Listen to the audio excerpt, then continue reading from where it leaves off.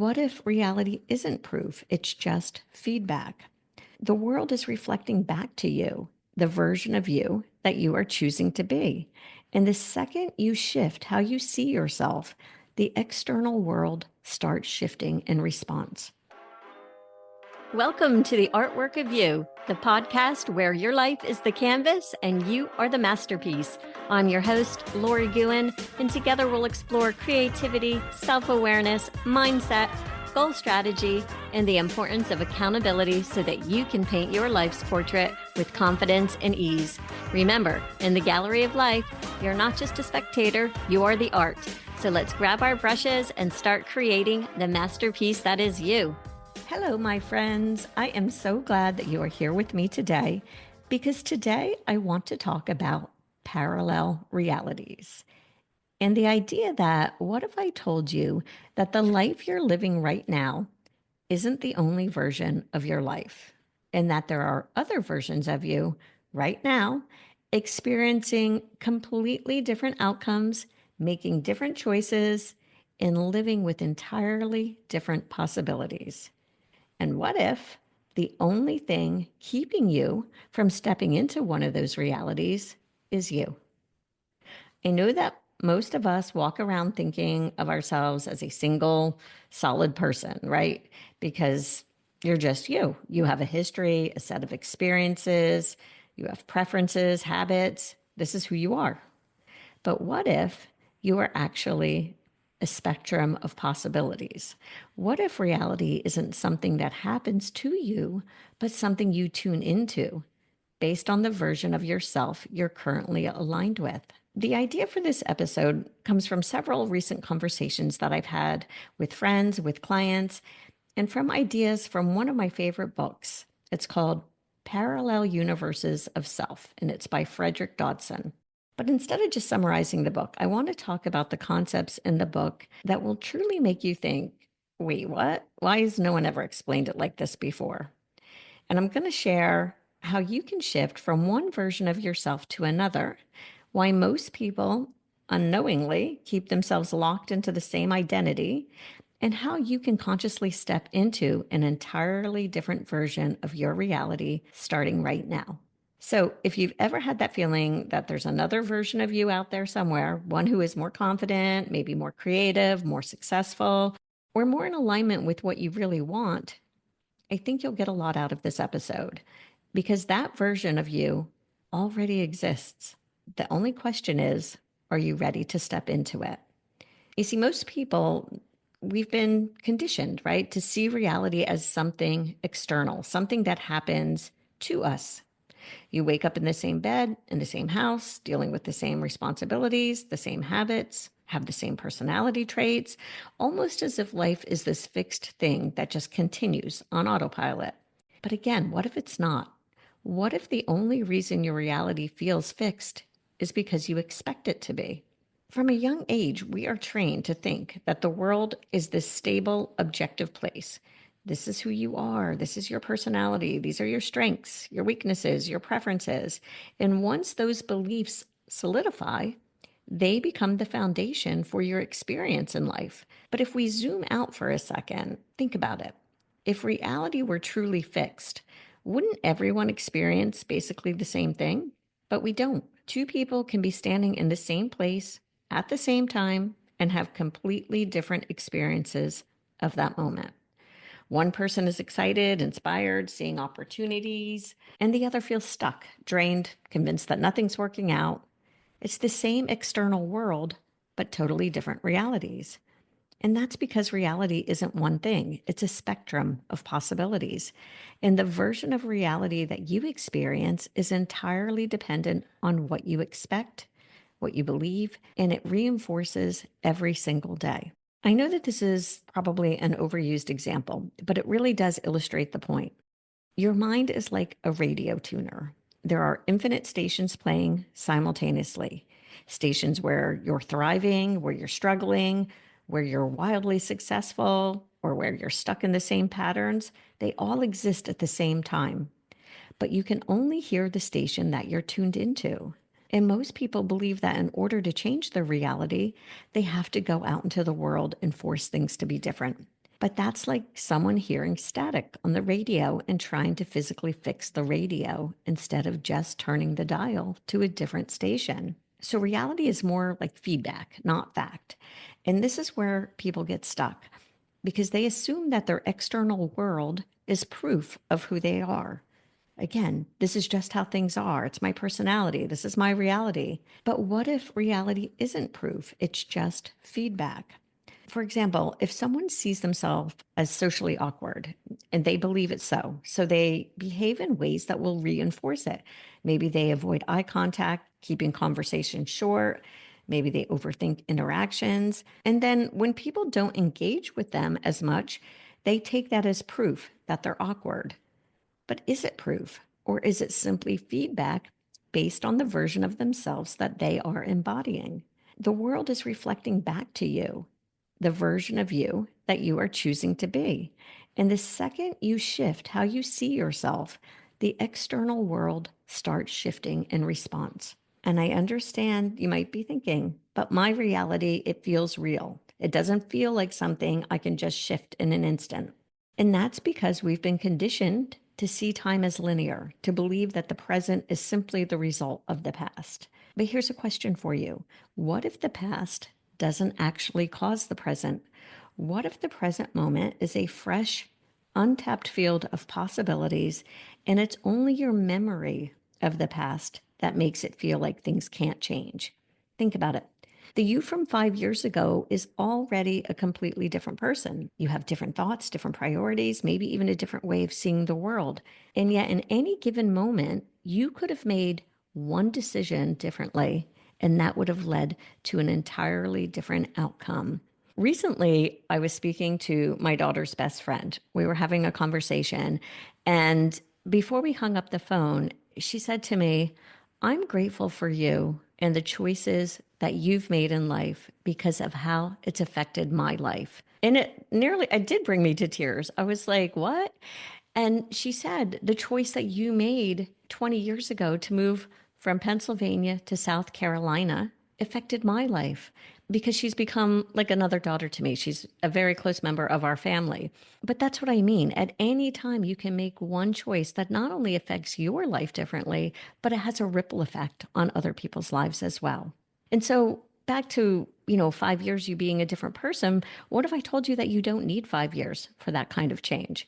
What if the only thing that's keeping you locked into this version of yourself is the belief that you are this version of yourself? And so if reality isn't fixed, if it's something we're constantly generating and tuning into, how do we start shifting? I would say that step one is recognizing that your identity is not permanent. It's just a habit. If you've always thought of yourself in a certain way, it's not because it's true. It's because it's familiar. And familiarity feels real. But just because something is familiar, it doesn't mean it's fixed. So over the next 24 hours, I want you to catch yourself when you say things like this. I always do this, or that's just how I am, or this always happens to me. Every time you do, pause. Ask yourself, is this true? Or is this just the version of myself that I've been reinforcing? Because the moment you recognize that you are not locked into this version of yourself, that's the moment real change becomes possible. Your identity is a filter, like a set of rules that you've unconsciously agreed to that dictate what's possible for you. If you take two people and one sees themselves as someone who always figures things out no matter what, and the other believes that life is a constant struggle, give them the same problem, the same resources, the same opportunity, and they will experience completely different realities. Not because of the external circumstances, but because of who they believe they are. Identity is like the invisible blueprint that reality organizes itself around. And until you change your identity, you're really just rearranging furniture in the same house, so to speak. All right. So if identity is the blueprint, then frequency is the signal you're broadcasting. Your frequency is the sum of your dominant thoughts, your emotions, and expectations. Kind of like a tuning fork. Whatever note you're vibrating at is what you resonate with in the world. And I'm sure you've noticed that if you're in a bad mood, everything seems to reinforce it. Even a simple comment from someone can be irritating, or a minor inconvenience feels like the universe is against you. But when you're in a great mood, things just seem to flow. And that's not a coincidence. That's your frequency in action. The world isn't just happening, it's responding to what you're tuned into. And the frustrating part is that most people try to fix their circumstance instead of shifting their frequency. Because remember, circumstances are always neutral. They're not good and they're not bad. And that the shift doesn't happen out there. It happens in the internal broadcast that you are sending out. And one of the biggest reasons people stay stuck is because they keep arguing for the version of themselves that they claim they want to change. Think about it. You say you want to be more confident, but then you reinforce, I've just never been a confident person. Or you say you want to grow your business, but then you tell yourself, I don't know how to market. You want better relationships, but you reinforce, I'm just not great at making connections. Your brain will always work to make sure reality matches what you believe about yourself. So, in essence, the only thing keeping you locked into the same version of yourself is your commitment to believing that that's who you are. So, how do you actually shift? Because I know, again, that someone's thinking, okay, I get it, but I can't pretend to be someone I'm not. And I agree. This is not about faking anything. It's about stepping into what's already true. And it's just that you haven't fully claimed it yet. Here's a little experiment. Imagine for a second that you woke up tomorrow with amnesia. No memory of who you were, no baggage from the past experiences, just a fresh start. And someone hands you a piece of paper and says, here's who you are. And on that paper, it describes the exact version of yourself you've always wanted to be. Confident, disciplined, creative, successful. And because you don't remember otherwise, you just become that person. There's no hesitation, no second guessing. You just assume that's who you are. It might sound crazy, but you already have access to that version of yourself. You just keep referencing the past as proof that it's not real. And reality rewards bold shifts, not hesitation. And the majority of people make small, hesitant shifts because they're waiting for proof before they commit. But reality does not work that way. The shift has to happen first, internally, before the external world will follow.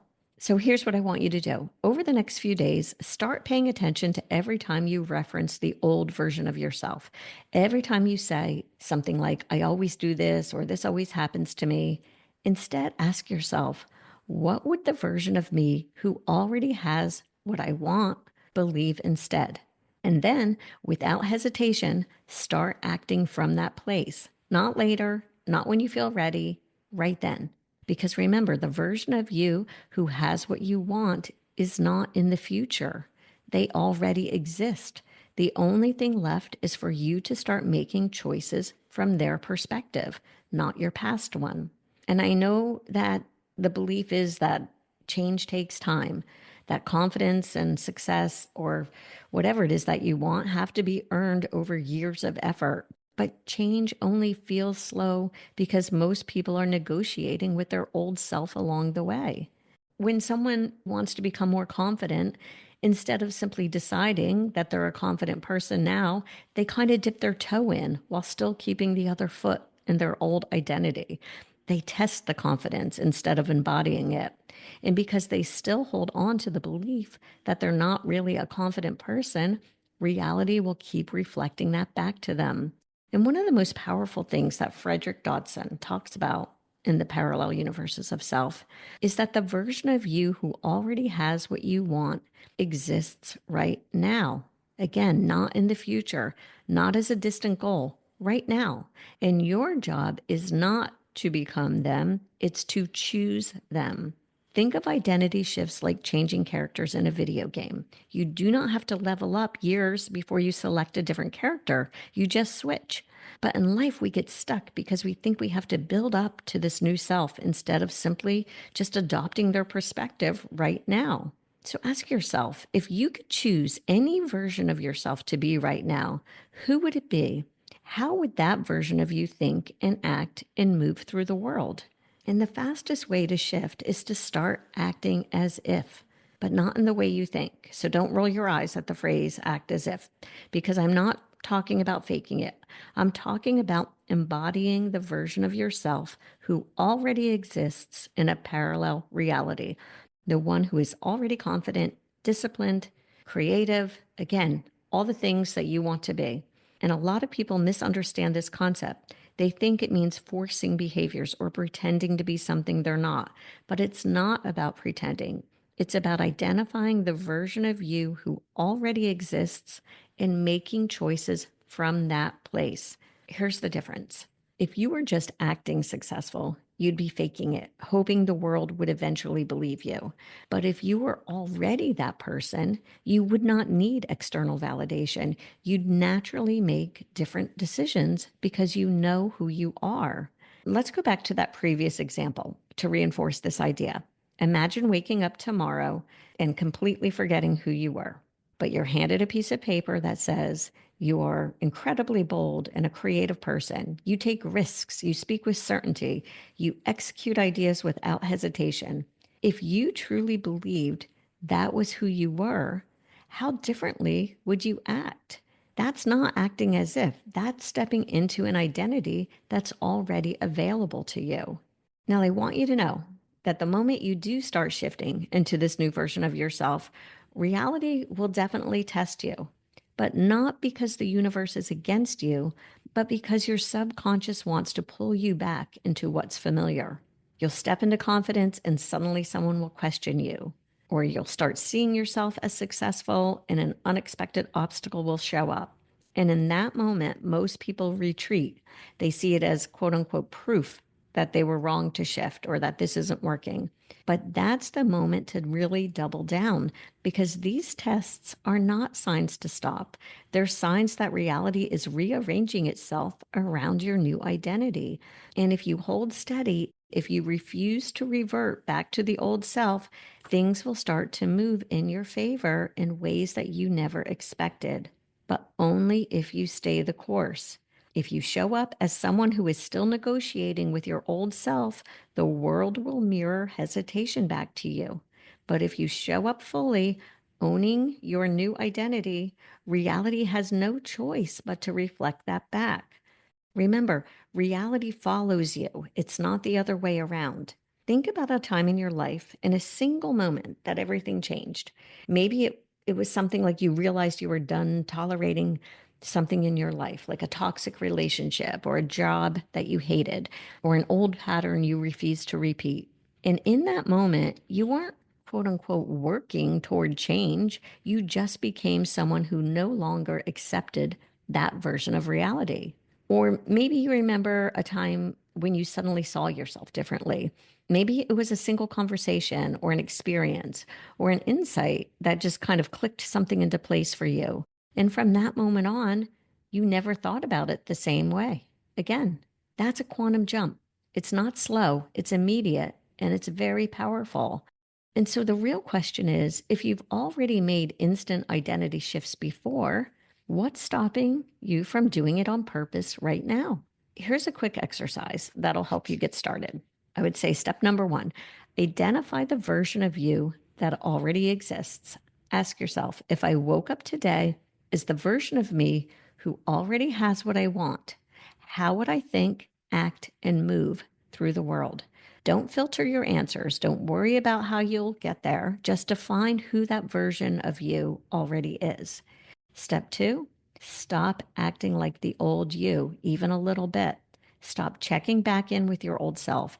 Don't wonder, am I doing this right? Is it working? Because the second you do that, you're reinforcing your old self. The key is to fully step into the new identity with no exit strategy, no checking back, no looking for confirmation, just committing. What is that expression? Something like burn the boats. And step three, make one immediate, irreversible action from your new identity because action will solidify this identity. If you want to lock in a quantum jump, you need to take action right now that your old self wouldn't take. Not tomorrow, not next week, but right now. Whatever it is, the action needs to be immediate and it needs to be something that signals to your brain, this is who I am now. The moment you fully step into this new identity, reality will start shifting.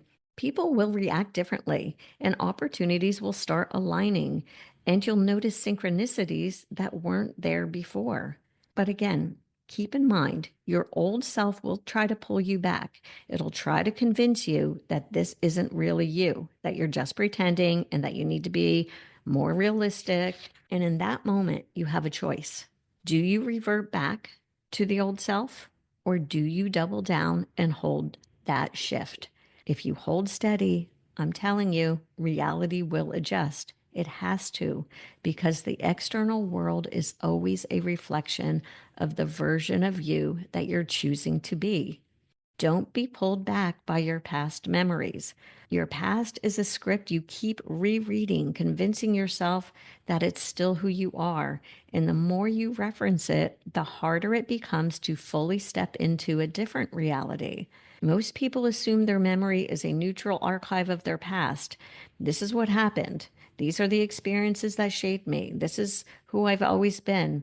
But memory isn't a record, it's a filter. You don't remember everything. You remember what reinforces your identity. Think about it. Have you ever had a conversation with someone where they remembered an event completely different than you? Same situation, two different interpretations? Why? Because memory isn't about facts, it's about perspective. And that perspective is shaped by the version of yourself you were at that time. And it matters because if you keep referencing your past as proof of what's possible for you, you will never shift because the past can only reflect who you were, not who you are becoming. And the worst part, the more you recall something, the stronger the neural pathway gets, making it feel even more real. So how do you stop your past from dictating your present? You can change how you remember your past, and in doing so, you can change how you experience your present. So what if instead of using your past as proof of your limitations, you started remembering the moments that prove your resilience, your adaptability, your ability to shift? What if you actively started recalling times where you succeeded instead of times you struggled? At the end of the day, your memory is just a tool. You can use it to reinforce your limitations, or you can use it to reinforce expansion. You get to decide which version of yourself you reference. And once you start consciously choosing which memories to strengthen, the past stops being a prison and starts being a resource. And once you've made a shift, here are some things that you can do every single day to reinforce it. Number one, start each new day from your new identity. Before you even get out of bed, remind yourself, who am I today? What choices does this version of me make? What do they not entertain anymore? Most people will wake up and immediately step back into their old patterns, but you get to decide every morning which version of you you're living from. Number two, cut off access to the old identity. Look around. What are the habits, the routines, the people, or even the objects in your home or your space that are tied to the old self? The version of you who procrastinates, doubts, or hesitates, remove them. Your environment either reinforces your shift or it will pull you back. Make sure everything around you aligns with who you are right now. And number three, track your evidence. And at the end of the day, write down one thing that proves you are living in the new identity. This conditions your brain to see the shift as real instead of just a passing phase. And so to wrap it up, the version of you that has everything you want isn't some distant, unattainable goal. It's a choice. And that choice is available to you right now. No waiting, no proving, no earning your way there. The only thing standing between you and that reality is your willingness to step into it. So start today. Decide who you are, act from that place, and refuse to negotiate with your past self. Reality will catch up. It always does. I promise. That's a wrap for today, my friends. Thank you for sharing your time with me. And remember to show up in your life like the masterpiece you are, because you are the artwork. Please subscribe and leave a 5-star review. Have a fabulous day.